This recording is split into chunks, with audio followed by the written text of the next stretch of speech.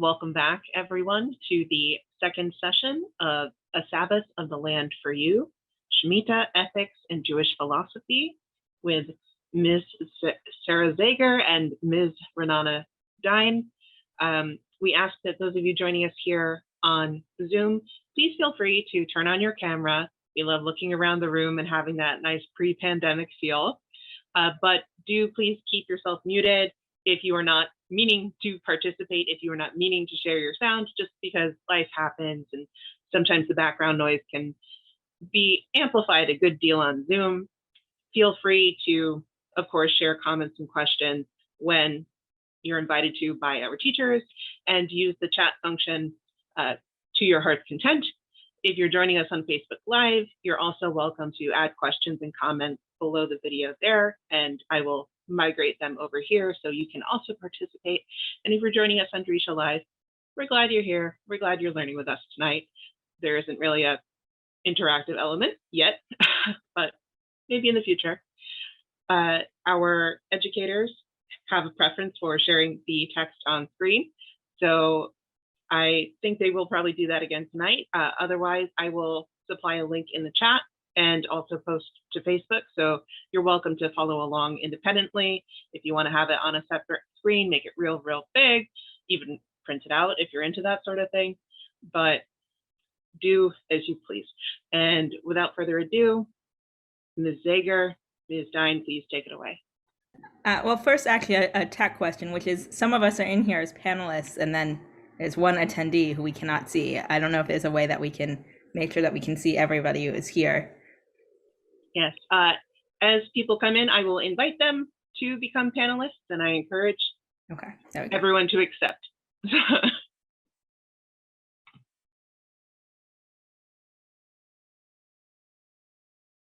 All right, so I guess we're gonna get started. As Noah mentioned, I think I'm gonna share my screen, and then we're gonna introduce tonight's topic. Let's see.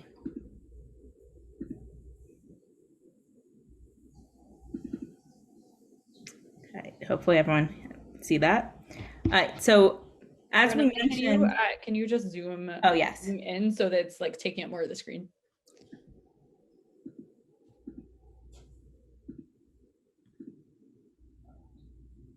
How's that? Yeah. Okay. So as we mentioned last week, in our sort of introductory section, there are a lot of sort of clearly overlapping concerns or ideas between the concept of Shabbat and Shemitah. The idea of rest, the number 7, the word Shabbat comes up a fair amount in the description of Shemitah. So we want to spend this class thinking a little bit about how sort of ethicists and philosophers have reflected on the concept of Shabbat and how it might be similar to Shemitah, how it might be different, how it might be connected.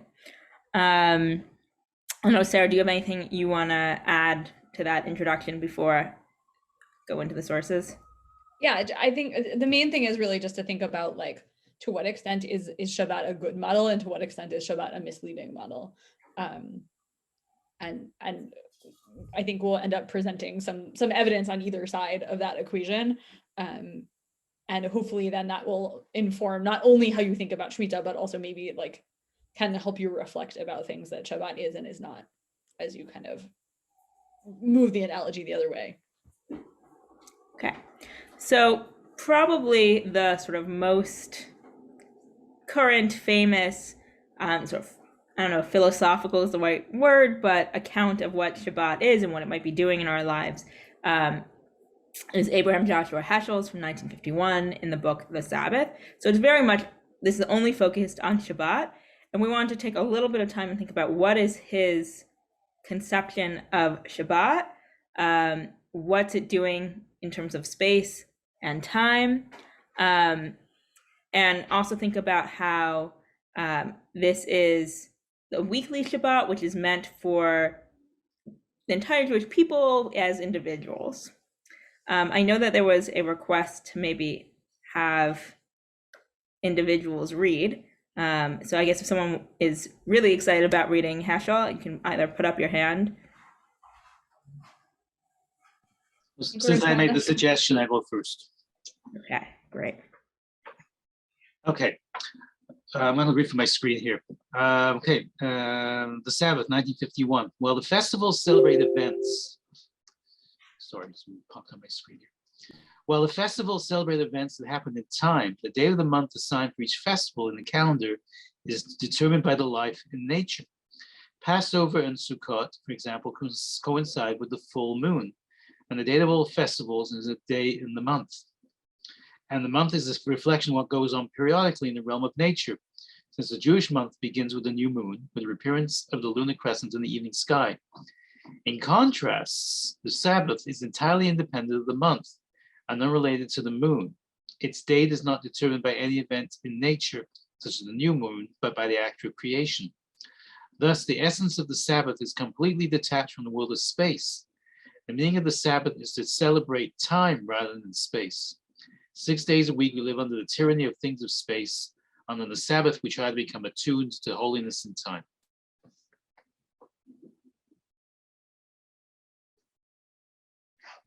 Renana, you've muted yourself. I've unmuted myself now. Apologies. So what is sort of the idea of Shabbat here? What is Heschel emphasizing about the notion of Shabbat?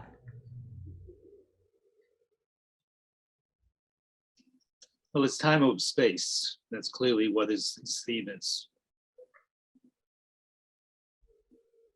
Right, and that's the Shabbat is about time, right? It's somehow about the sanctification of time. It's not about some kind of social experience, but it's about some kind of like almost metaphysical idea of time as something that we're supposed to sanctify. Right, versus the other holidays are determined by nature. It's the moon that determines the dates of times that when we have these holidays. So he's creating that distinction. Yeah, though it seems like a little bit of a fuzzy distinction between, you know, the creation of the moon or the time of the moon and the notion of creation itself as a thing of nature. Yeah, I mean, it's measuring the number of days that are based on the sun or the earth circling the sun. So it's still based on nature. It's just a fixed thing, and it's somewhat arbitrary in that you don't see a difference necessarily in where the sun is, you know, every 7 days, the way you would see the moon every 30 days or however many days.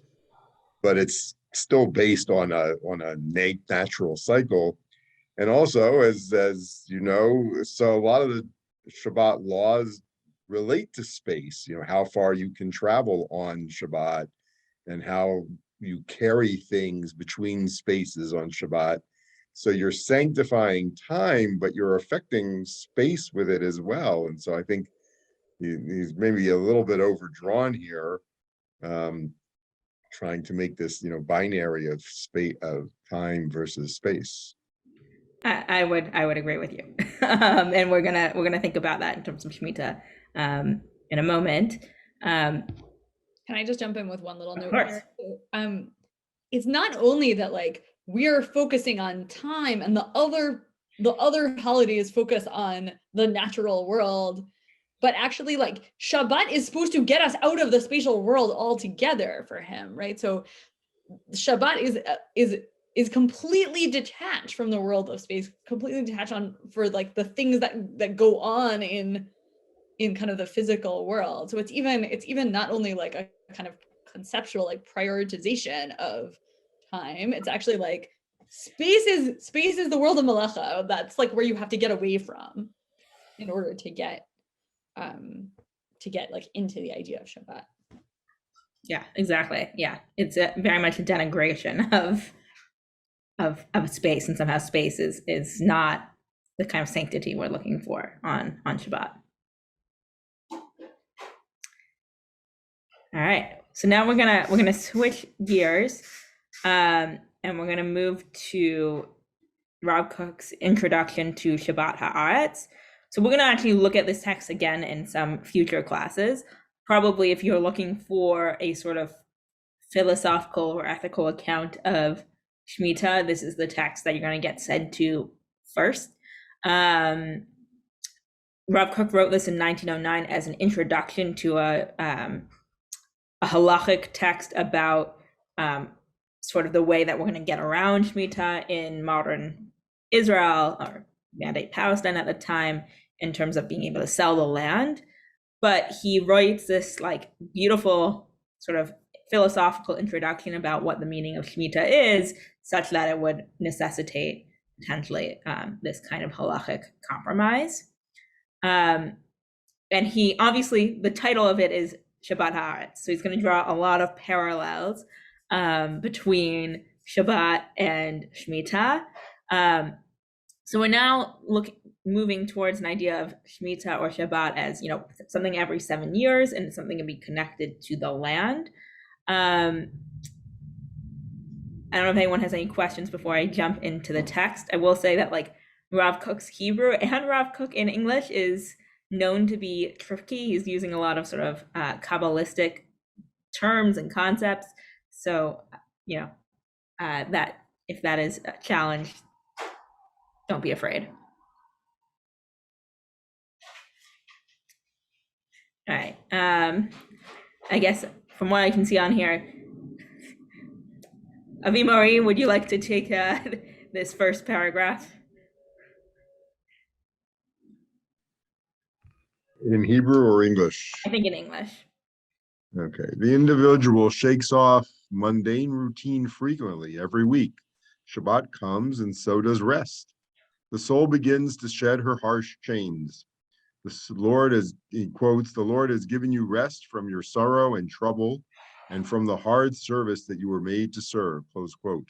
This is a holy day when the innate inclination of the people for a godly life emerges from its hiddenness and is a sign for the people that its sole treasure contains within it the need and the ability to rejoice in God in the delight of the divine. This is concentrated in the point of the extra soul that dwells within each one of the people's children. All right, we're going to stop there. So what is this vision of Shabbat? What is it emphasizing? How is it different than Heschel's? And this one seems in some ways to fit more with, I think, how we tend to think about Shabbat, that by giving us a chance to get away from not so much space, but from work, from electronics, from manipulations, it lets us be a little bit more, just think about who we really are. He wants us to think about who we really are in the sense of, you know, what is our godlike or godly qualities and our holy qualities. I think other people might just think of it more like, you know, I can think about, you know, what are my priorities in life or that kind of thing. But it gives you a chance to stop all the busyness in our modern world to focus a little bit more on who we are, what's important. Yeah, and we get the kind of idea of something changes about you know, about the soul of the individual. As you know, again, as you know, maybe compared to Heschel, we don't get the sense of like we're escaping some kind, you know, time. We're escaping routine, mundane routine, and we're you know, kind of being freed to some concept of rest, and you know, the true ability of the soul to like rejoice in God.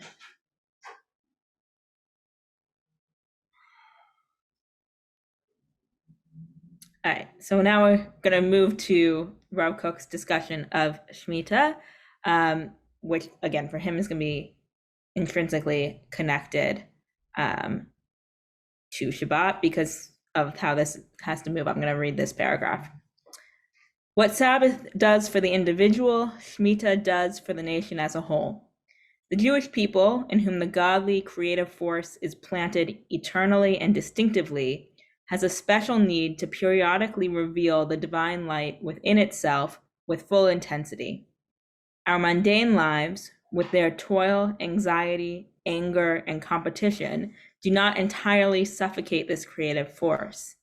On the Shemitah, our pure inner spirit may be revealed as it truly is. The forcefulness that is inevitably part of our regular public lives lessens our moral refinement.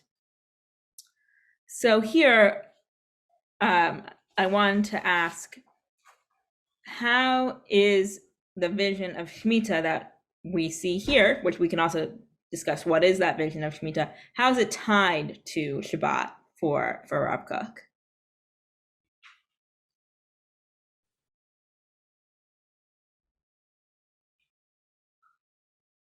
Well, it's interesting because the whole Jewish people has to observe every Shabbat. So in that sense, it's a little strange to think about saying that somehow what Shabbat does for our individual souls, suddenly the soul of the nation gets it because we get a year instead of a day, a week.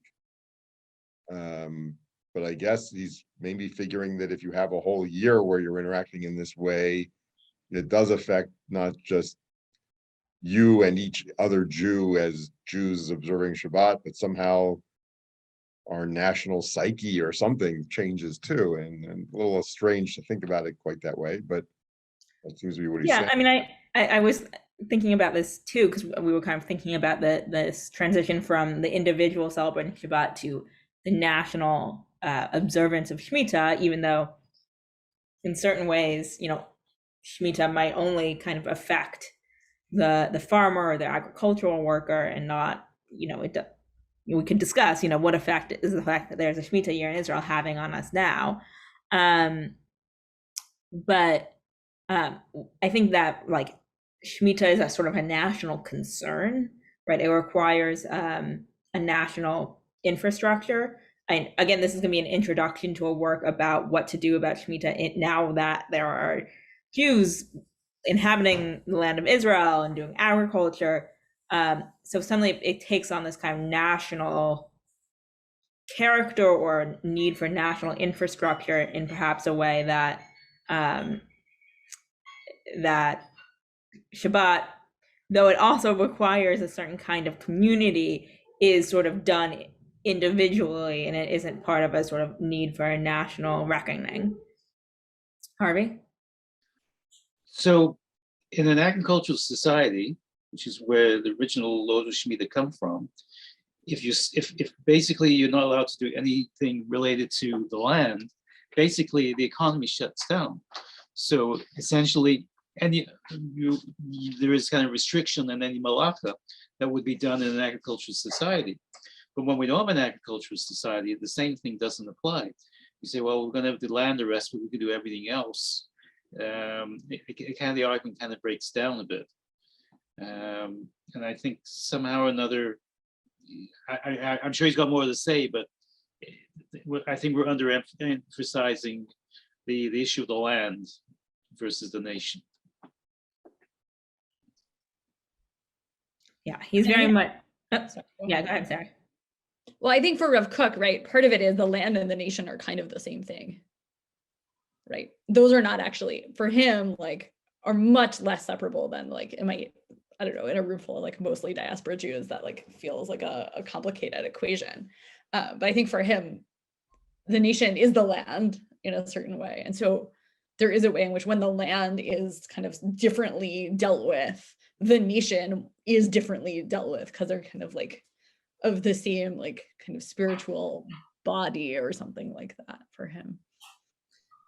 Yeah, and I think one thing that I was kind of going to emphasize in this passage, and we're going to probably see it even more in the next paragraph, is that somehow, right, Shemitah is like affects the soul, right? Shemitah affects the person and who they are and how they experience the world in a really powerful way, right? The Shemitah year is where we kind of reveal our true selves. So I think that there is a sense of like somehow this change, this break, this new attitude towards the land is inextricably woven in with like, the national character, moral formation, for the soul for Rav Kook, in a way that's very hard to untangle. So two little things. One, I think while obviously Shemitah would be very different in a highly urban setting, modern setting than it would have been back then, back then they were already trying to figure some of this out because there's also the whole side of canceling loans and therefore inhibiting commerce and all of that. So it wasn't only the land. And then I think maybe on the national side where it is different is with the food supply then going to be presumably so limited because of the Shemitah year, you do, as Renana said, need an infrastructure that allows for more sharing of food and more sharing of property.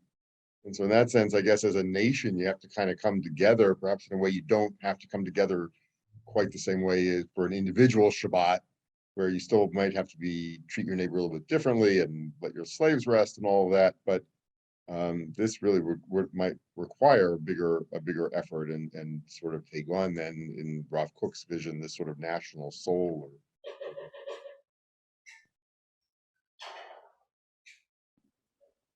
Yeah. I just add one tiny little linguistic point. So the sort of the creativity language, as opposed to the anxiety, anger, competition combo, is really interesting as a Shabbat comparison, because like, right, a certain kind of construal of what Shabbat is and what melacha is will assume that melacha has something to do with like producing something, right? Or at least a lot of melachot have to do with producing something. Think about all the like complicated makeva patish cases of like, I've now finished the object, that's a problem. But for him, right, Shemitah like almost works the opposite way. Shemitah is supposed to draw out some kind of creativity and ability to build something that you couldn't access in the normal workaday world. And you are supposed to build these kinds of new structures and new ways of living. So that might be a different, in a way, the like Neshama Yatera focus that he has in the initial presentation of Shabbat might be kind of more analogous to that, but it's a different way of thinking about Shabbat than, I think the sort of pretty common one of like Shabbat is about avoiding, creative labor that produces something or creates something. Yeah, I mean, this might be getting deeper into the weeds, but how much a sort of modern conception of what labor is and whether labor is something that is oppressive or creative might be echoing behind Rav Kook here. It's potentially an interesting thing to think about, that in a sort of rabbinic conception, labor is creative.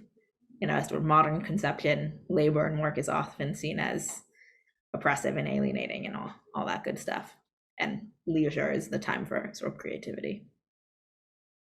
And yeah, I mean, I think that's that kind of modern labor theory stuff is like totally there, and he's kind of, you don't see it so much in the translation, but like he's like snuck it in a kind of halachic language by talking about it as like, the toil is like the normal, like is the toil you do on chol, right? It's not like, so yeah, he's got that kind of like creativity is what you do when you're not engaged in like capitalist production. Yeah, it may also be that Marshall is less freaked out about capitalist production than he is. Side note. Yes. All right, so moving on to the last paragraph of the Rav Kook that we brought today. Sarah, do you want to read this? Oh my, okay, sure. Stilling the tumult of social life from time to time in certain predictable ways is meant to move this nation, when it is well ordered, to rise toward an encounter with the heights of its other inner moral and spiritual life. They touch the divine qualities inside them that transcend all the stratagems of the social order and that cultivate and elevate our social arrangements, bringing them toward perfection. Okay. So now that we've read this Rav Kook in its entirety for these couple paragraphs, what is the overall vision of Shemitah that he is putting forward here? And what does it make you think about the work that Shabbat is supposed to do for us versus what the work that Shemitah is supposed to do for us? I mean, I think the reason that Rav Kook is such an interesting thinker for some of the things that Sarah and I are presenting is, for him, clearly Shemitah is about some kind of moral progress, moral formation, rising toward an encounter with the other, and strengthening the inner moral and spiritual life. But how is this maybe different than what you might have thought Shemitah is? And what do you think that might mean or reflect for us about the meaning of rest and of Shabbat as well?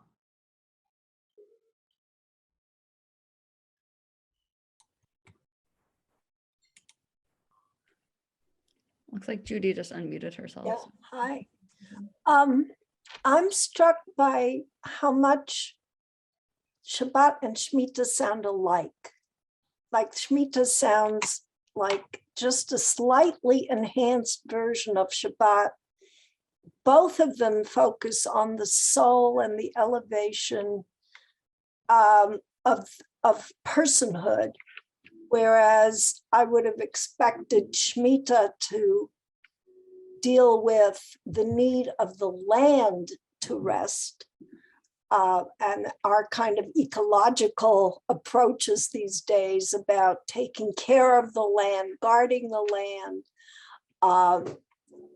And that is totally absent as far as I can see. So I'm a little surprised by that and uncomfortable to the extent that it's really left out. So two sort of initial comments, though. Well, maybe other people want to chime in. I admit I'm not a biblical philologist. I don't think there's anything directly connecting the word Shemitah and the word Shabbat, but I don't know about the origins of the word Shemitah. If somebody else does, please chime in. And in terms of some of these kind of ideas of care for the land, and sort of the environmental or ecological piece, we will get to some of that later tonight. I think in 1909, that kind of attitude towards the land is just a little less present. What the land represented for Rav Kook at that point in this like early Zionist phase of trying to kind of rebuild the land, trying to make the land productive in a place where Jews could settle and live, I think is very different than our worries today about, keeping the planet intact. But I'm not speaking only about our worries. I mean, biblically, we're commanded to take care and to guard the land and to give the land rest. And there is an aspect to Shemitah that kind of gives you a perspective of a land of having its own needs and dignity and need to survive so it can keep producing, almost like an entity of its own. And that I don't find here. Yeah, no, I would agree. I think that at least, what we're bringing here is very focused on how Shemitah and the observance of Shemitah is effective for the national character, into moral formation, the spiritual life, and not necessarily about the good of the land in and of itself. I had another thought, if I might. Sure. Thinking about Israel and the very many fights over Shabbat, public Shabbat observance, and the need to keep, no traffic in certain places, no buses running. It becomes more than an individual observance. There is an adamant attitude that it really is a nation being, it's a national expression of some sort. And that brings it closer to what's being talked about here in terms of Shemitah. I think that's a good criticism of the distinction being drawn. I don't know if by it's a criticism. It may be just an evolution of how it, the function it serves, but I see it.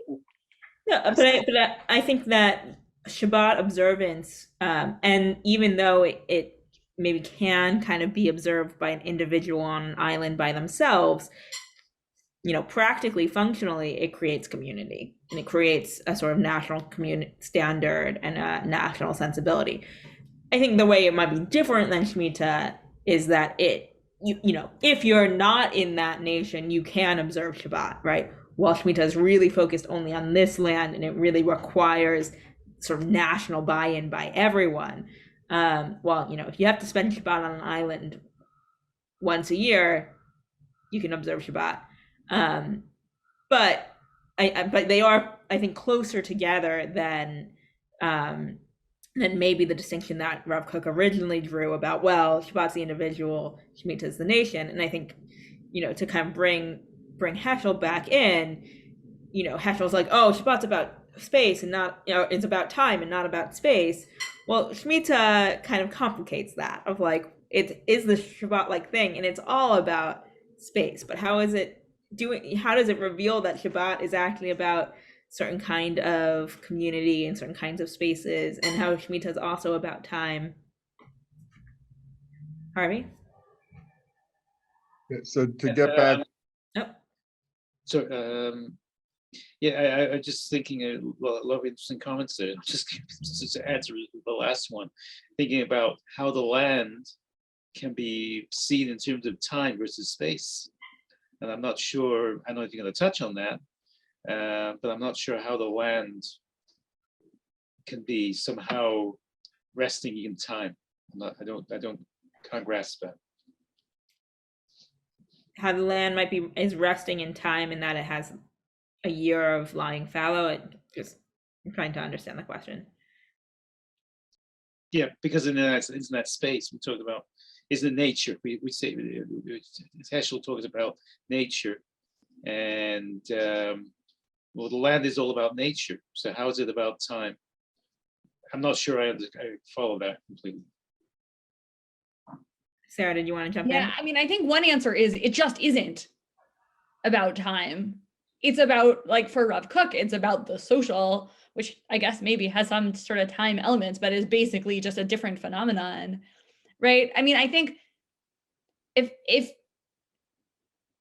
on the other hand, though, Shemitah is about resting the land every 7 years, not resting the land when the land needs to rest.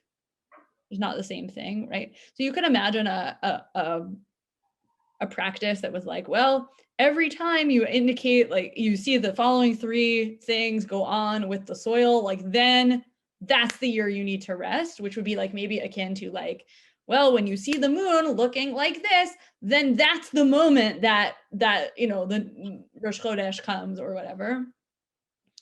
But that's not what happens. It's you count 7, and at the end of 7, that's it. So there is, I guess, maybe that's a time, maybe that's a kind of time boundedness in a certain way, even if it's a little different than, maybe that's a kind of time boundedness that's more parallel to Heschel, even if it's not a rejection of, quote unquote, a rejection of space or of the world of space, because it's a reimagining of it rather than a kind of rejection of the land. I think that's a really useful way to think about it. And I do think there's just a ton, you can't really look at Shemitah and not think about Shabbat in certain ways.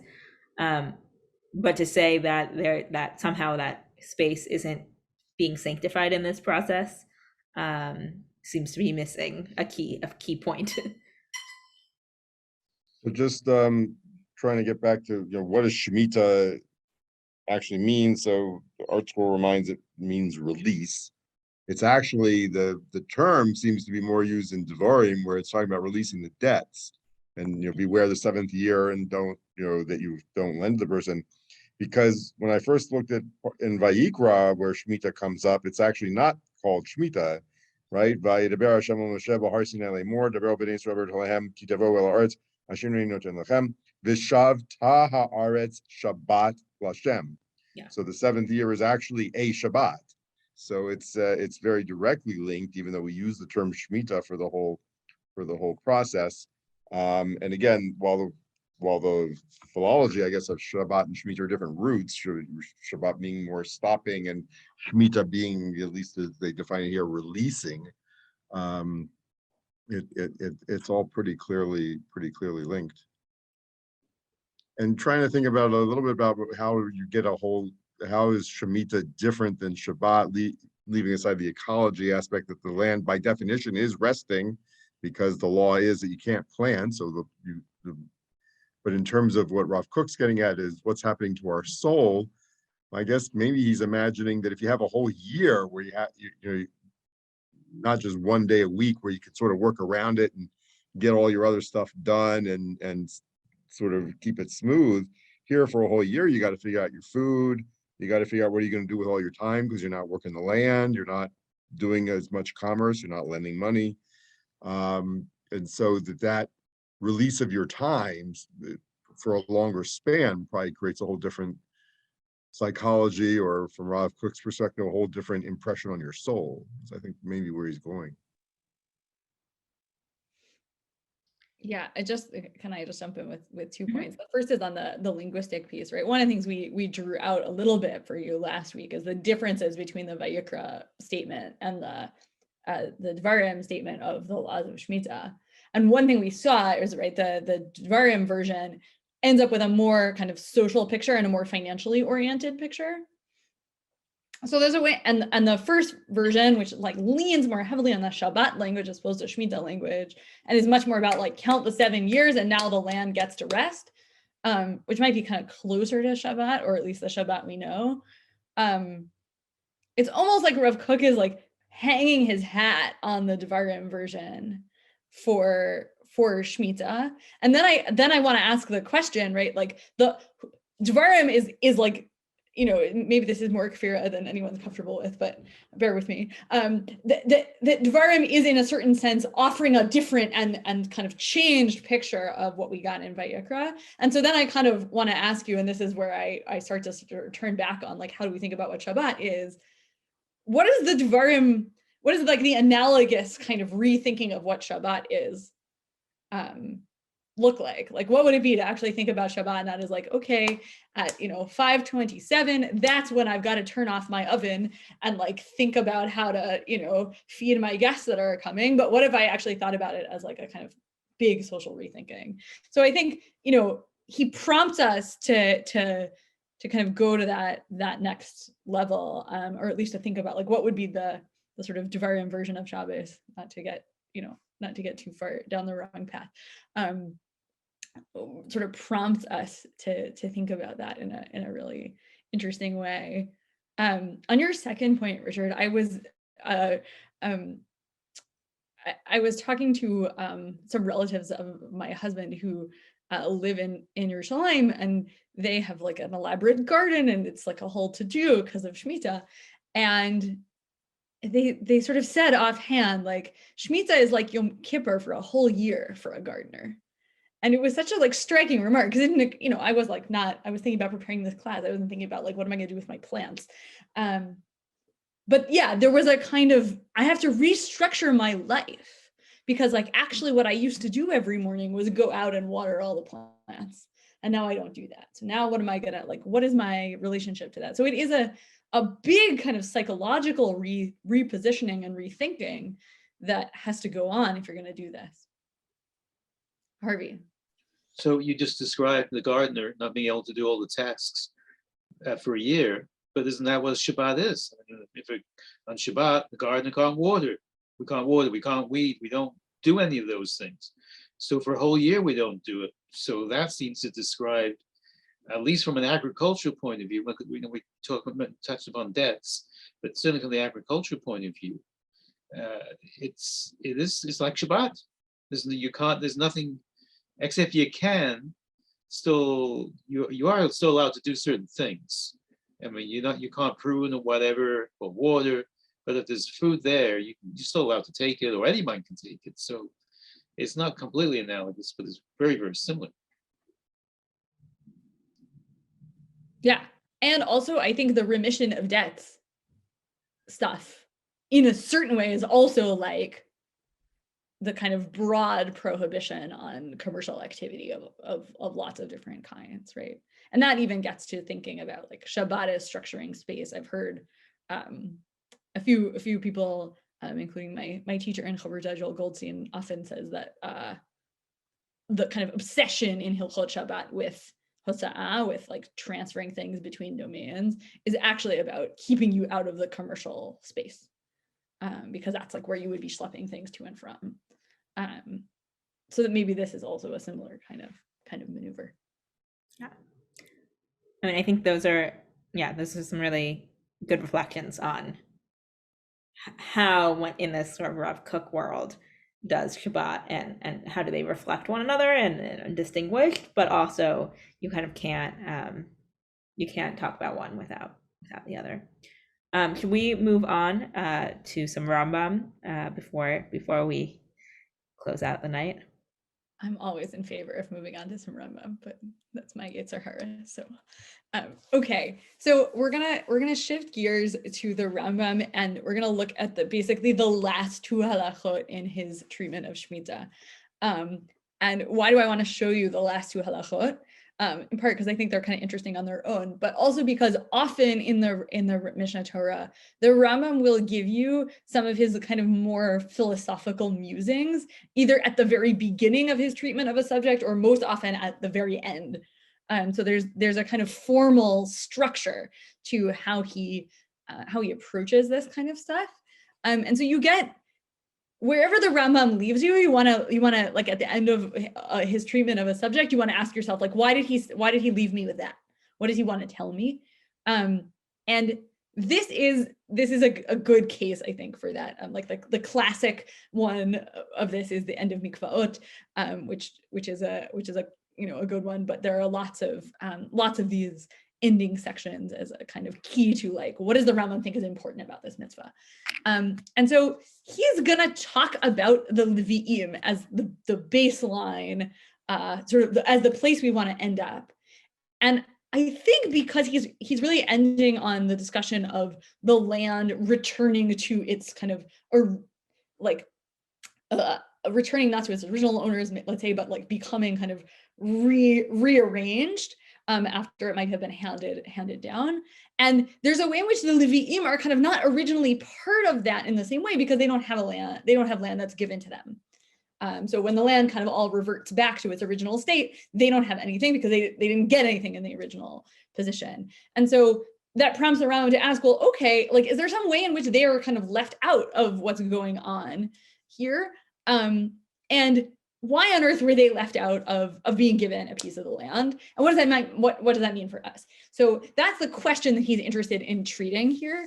And I think it's going to give us a different model of like who is doing the resting and when. And maybe will prompt us to think a little bit about our like space-time kinds of questions. Can I get someone to read? Rambam writes beautiful Hebrew, so can we get someone to read maybe in Hebrew, if somebody's comfortable? Richard, go ahead. Lama lo zacha Levi b'nachalat Eretz Yisrael u'vizata imecha mibnei shehuvdal la'avod et Hashem l'sharto u'lhorot drachav hayesharim u'mishpatav hatzadkim la'rabim shenemar u'devarim yoru mishpatecha liYakov v'toratcha liYisrael. Lefichach huvdulu midarchei ha'olam lo ovrim milchama kishar Yisrael v'lo nochalin v'lo zochin la'atzman b'choach gufan ela heim chayal Hashem shene'amar from Devarim Barech Hashem chelo v'hu baruch hu zocha lahem shene'amar from Bamidbar ani chalkecha v'nachalatcha. So one thing I want you to see here is that there's a kind of interesting parallel between the way he's going to describe what the Levi'im are supposed to be doing and what actually really what they're supposed to be not doing, and what Rav Kook thinks the nation doesn't do in the Shemitah, right? So if you remember Rav Kook thinks that we're not supposed to be involved in the language in the world of like worry and competition, and sort of struggle.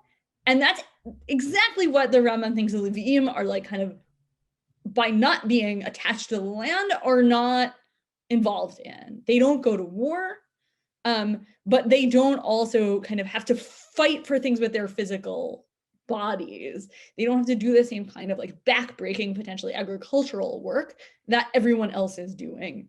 And that frees them up to think about theological questions and to engage with God in a different sort of way. So the way in which actually, right, if the Shemitah is something the nation does every 7 years, actually the VM are doing it all the time. And so we've now moved out of the realm of thinking about it as like, okay, we count seven years and then boom, we have to do this. There's somebody who's modeling this way of life all the time, or a group of people, right? Even a whole like society of people, or at least whole family structures or something like that. Questions, thoughts about that before we move on? This is turning us a little away from Shemitah, but just one of the things I was thinking about is like the Levium are also sort of skirting, the curse of Adam of having to, do backbreaking labor to make bread, and sort of getting around that like kind of curse of humanity by living a life where, they're gonna serve God. I mean, this is also very Rambam. They're, going to contemplate theology or whatever, but they're not going to have to do the kind of agricultural work, which might also then make us think about what is Shemitah doing in terms of that original story in Bereshit. Yeah, I think that's great, right? And like, there's a way in which, right, Heschel wants Shabbat to be about creation, and there's a way in which Shemitah is about creation, but it's like about kind of undoing, like Shemitah is about like Bereshit Bet, not Bereshit Aleph creation, and like how do I deal with Bereshit Bet creation and how it goes wrong, as opposed to kind of Heschel Shabbat, which is about Bereshit Aleph. Yeah, I think that's great. Yeah, if the Rambam is a Levi at heart, I think, and we'll see that in the next section. I mean, if he's not by blood, at least as far as I know. Okay, can we scroll down a little? Richard, you want to just finish this? It's not super long. Lo shevet Levi bilvad, ela kol ish, v'ish mikol bai haolam, asher nadva rucho oto, v'havino mada'o, v'hibadei alamo lifnei Hashem, l'sharto, l'odo, l'deya, et Hashem, v'halach yashar kmo, she'asahu halokim, v'varak me'al tzavaro, al hacheshbonot harabim asher bikshu b'nei adam harei ze nit kadesh kodesh kodashim v'yeh Hashem chalko v'nachlato leolam l'omei olamim v'yizkeh lo ba'olam hazeh davar hamaspik lo kamo shezacha l'kohanim l'leviim harei David alav shalom omer in Tehillim Hashem menat chalki v'chosiata tomich gorali. All right, so I said the Rambam is a Levi at heart, but the Rambam also thinks anyone can be a Levi at heart, in the sense that the Rambam thinks there is some way for the Leviim kind of get kind of a new way of living that isn't tied to the land. But you too, if you do your appropriate kind of theological contemplation, you too can have this life that is set apart from labor, really, from productive labor, or at least like kind of physically productive labor, and just is about contemplation. And there's an expectation then that God will provide for what it is you hope to need or you will get. And that kind of leap of faith, which is something we talked a little bit about last week, is kind of parallel to the leap of faith that you might be taking in Shemitah, but you might be taking it all the time. So some of the Nosei Kelim kind of try to explain like what on earth is he actually talking about here, and do it in kind of, I don't know how to put it, like frommer terms than I think maybe the Rambam himself might put it. But they imagine someone who is learning all the time and is paid, whose life is financed by tzedakah, basically, and who is relying on God and their sort of by proxy the community to provide for that person's needs. But that opens up a set of theological opportunities and intellectual theological opportunities, spiritual opportunities that would not be possible otherwise. So for the Rambam, in the end, right, the mitzvah of Shemitah is like, to answer the question of like, why does the Rambam start here? The mitzvah of Shemitah is about the land and is about all of the other stuff to do with remission of debts and all the rest of it. But it also provides, or the Leviim provide sort of through it, a model of a kind of spiritual life that actually anybody can access, including potentially, right, like not only Jews.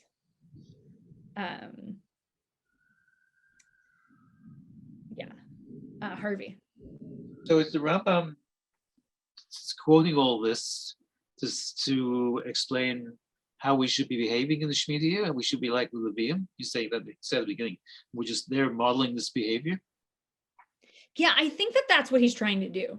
And I think that's why he ends here, right? Because he's, like I said, there's a sort of, you could read across the Mishnah Torah to see that often at the end, he's going to give you like a sort of more machshavai like mode. He's going to move from like paskening to a kind of broader picture.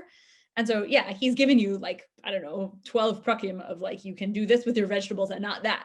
But he'll end here, I think, because he wants you to see the Levi'im as a biblical model, but also to know that you can access that model, even if you're not trying to decide, like, what am I going to do with my plants this year? You can access that model through a contemplative path or a spiritual path also, even if you're not, like, there were no Havamina in the first place that you were going to be doing Shemitah because, like, you live, you know, in America or wherever, right? Or you don't live in the land, or maybe you're not engaged in that kind of agricultural work. Hey, I just want to comment on Judy's. She says talk about not seeing call and learning, also not going to be seen as praiseworthy. But isn't Rambam often quoted as the source to say that sitting around and just learning and is not acceptable? He's often quoted. Am I right? Yeah. So okay, this is a different shir. The short answer is that the Rambam, there's a big machloket between Rambam scholars about this, because like all good, the important principle, like the first law of Rambam is that for every Rambam there's an equal and opposite Rambam, and this is true here in a certain sense, because there's a lot of debate about what he means in the last few chapters of the Morning B'churim, but it seems like one thing he thinks is that it would be much better if you kind of could sleepwalk through your daily interactions with practical life and just be contemplating God. And then in other places, he's like not such a fan of people who are kind of dependent on the sort of charity apparatus of the community. So those two things seem like they might be in conflict, but at minimum, if you're doing like, you know, he talks about like talking to your spouse, talking to your kids, like providing for your family, all of that stuff that you should be doing, you should be paying as little attention to it as possible, in his mind, if we believe the model that's at the end of the Morah. So that creates some challenges, I would say, but it's consistent with what he's saying here, which is you can access the kind of spiritual power that was given to the Levi'im as an inherited gift, if only you get yourself out of the business of the kind of cunning and competitiveness and physical labor that seems to characterize other work. You just get out of that business completely, then you can access that thing that the Levi'im are given as a kind of portion from God. And So, maybe to soften a little bit the like, oh, well, is he just saying you should like give up on your, you know, professional life and sit in kollel? He's really interested in thought, right? You're supposed to spend your time contemplating God instead of maybe like contemplating the way to make the most money. And it's not so much that you forget about you don't do the practical concerns. I mean, there are ways to read the Rambam there, but I think what you could say is it's not that, you know, it's that you get out of the like competition and cunning and how to game the system, and you do what you need to do, so you like have your food and you provide for your family, but really your mental energy is spent on contemplating God and not on like how to get the next business deal. So it's a little different than, you know, right, give up your entire career and you know, rely on charity, but rather like, you know, the point of your life is not to be a businessman, but it is to be you know, a philosopher, even if you know, have to do some practical things on the side. Yeah. I think in the interest of time, even though this is like one of the great fun conversations to have about the Rambam, we will we'll scroll down a little and talk about Lori's piece. So just to give you just like 2 sentences of background, Lori Zoloth, who's a professor of Jewish ethics at the University of Chicago, was in the year 2014 president of the American Academy of Religion, which is the kind of major scholarly society for people who study religion. And the main function of that organization, or one of the primary functions, is to hold a very large annual conference, which brings thousands of people to talk about their research in religions. And it's, as a lot of large conferences are, it's like a big operation in a hotel. People fly from all over the world, and there's a whole kind of economic apparatus that follows that conference, or at least does in non-COVID times. And so when Professor Zoloth was president of the AAR, she gave a speech about the kind of impending climate doom that we all may face, and suggests one thing that the American Academy of Religion might be able to do in order to address this problem. So, can I get somebody just to read this quickly? Sure, I'll go ahead. Great, please do. Second, we need to think, here, I'll read from my own screen. Second, we need to think of this group of us, who we are 10,000 people, the size of a small city, with the power of speech. This is a problem of collective action, the biggest problem we as teachers have faced as a species, and it can seem utterly overwhelming. We can make decisions at the AAR scale. Here's one idea from my Jewish tradition. So she's Jewish. Yeah. Yes. Yeah. Okay. I hope a good one among the many that will be of original annual meeting. We could create an AAR sabbatical year. What would this mean? I mean, once in every 6 years, we would pause, following the biblical cycle. We would choose to not meet at a huge annual meeting, which we take over a city. Every year, each participant going to the meeting uses a quantum of carbon that is more than considerable. Air travel, staying in hotels, all this creates a way of living on the earth that is carbon intensive. It would be otherwise. Why not, instead of coming together, we spread out over the land, as it were, and read our papers to one another at our own universities and institutions? What if we could meet, each of us in our own city, and turn to the faces and needs of our fellow citizens? What if on that day we talk to the poor, volunteer in local high schools and community colleges, or the prison, the hospital, the military base, the church, mosque, synagogue, and temple, at a place that is not your own? Work at planting an orchard or a garden, serve food to the poor, offered our teaching, offered to learn. What if we turn to our neighbor, the woman who cleans the toilets, the man who sweeps the sidewalks, and include them in the university to which we are responsible? We would then be actively making the interruption in our lives, saying by this act, I will sacrifice to save my planet. I'm not suggesting, far from it, we do more than try this in 7 years, when the sabbatical year comes again, 2021. Okay. So I think one thing that this proposal does is offer a model of like what we could do.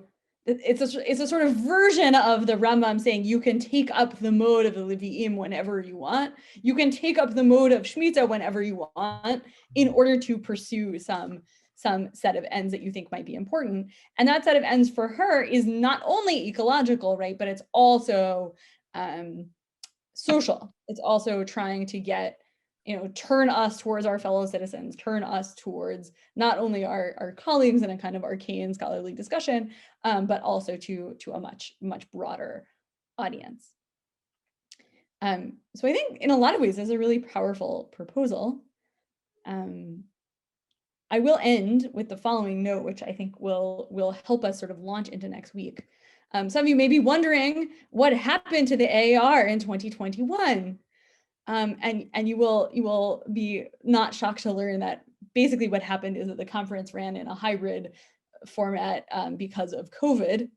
But that this proposal didn't, at the time when she offered it, gain all that much traction as a practical matter. And part of the reason was because there's a lot of money at stake in these discussions. But part of the reason was also because there were some sort of potential drawbacks or problems in not having the meeting. And there was a way in which actually one of the things that happens at the meeting is that it's a kind of important networking place, as you might imagine, but it's also a place where young people in the field interview for their jobs. And so there was a kind of sense that this wouldn't work because it would harm the people who are kind of at the lowest rank in the totem pole of the field, and wouldn't be able to kind of do the work they would need to do in order to get jobs in what is a kind of tough position, tough situation in academia. So there is a way in which this proposal was both audacious and it didn't totally deal with all of the needs of the kind of broad group. And there was a sort of vulnerable part of the, let's say, the in-group, right, the scholars themselves, as opposed to the kind of broad apparatus of support staff, who were not well served by this proposal, or at least didn't feel well served by this proposal. And I think that brings out some of the tension that we'll be discussing next week, where we start to think about like what are the potential problems that we might encounter when we sort of try to put this on the ground. I saw Harvey and then Judy, but I will also recognize that it is 9:01. So I think we will perhaps call it a formal close, but I would love to hear what you both think, and we can stay on the Zoom for a moment. So Harvey. Go first. Go ahead, Julie. Okay, it just struck me that the kind of issues that grew out of her proposal seem to echo the kind of issues we talk about when we talk about the practical application of Shemitah. It doesn't work as well. We've come up with laws to go around it because it doesn't work the way we expect it to. It's a great idea, ideally speaking, so was hers, but the practical application has a lot of problems with it. So I found a real echo there. Yeah, exactly. And there's sort of an idealistic vision and a beautiful vision that she lays out. Right. We'll go and feed the hungry instead. But wait, what about there are going to be some people in our own midst who are going to go hungry or are going to be made Right. more vulnerable, and we have to take care. We have to take care of them? Do we have to take care of them first? These are exactly the kind of questions we're going to explore next week. Yeah, so just kind of picking up on that, her suggestion, I was kind of really intrigued by it, because we know that universities, professors after a certain time get a sabbatical, they get a year off. I don't think anybody can get the idea of shutting down everything every 7 years has some practical problems. But I mean, if everybody had an opportunity to have a year off from the job, whatever they do, even the person who sweeps the streets, and even the person who works in a restaurant, and the person who works as a scientist or whatever, everybody to get an opportunity to have a year off to serve in some manner, to serve wherever. I mean, we won't get into specifics, but to serve in some manner. But then the practicality is, I'll just give you one analogy, and here it's like when they said, well, we need to raise the minimum wage. And there's always a problem with doing that. There's an economic problem, real economic problem doing that. So giving everybody a year off every 7 would certainly have some problems, but it's something to think about. I think it's really something very interesting to think about. Yeah, I mean, I guess it's just even interesting just to think about like what is, the purpose of the sabbatical year for the academic, right? It's that you get a chance to go off and think and contemplate and work on your research without the worries of the administrative role of the academic or whatever it is that's, teaching and all the things that might distract you. And so kind of actually it kind of links into at least the Rambam's imagination of what Shemitah is supposed to be, of this, like if you're able to live the life of Shemitah, you can kind of free yourself from toil and strife and struggle. Yeah, I think there's something really interesting about the individual version versus the social version, because right, the individual version, especially in academia, which is where I spend most of my time, right, the individual version is a kind of like churning inward, and you get the email away message that is like, I will not answer my email for the next year, see you later. It's often more polite than that, but that's what it means. That's a turning inward, and what she's describing, and in a certain way what Rav Kook is describing, is a turning to a different social reality, that may actually be kind of a turning outward as opposed to a turning inward, or a turning to like a differently arranged social relations or something.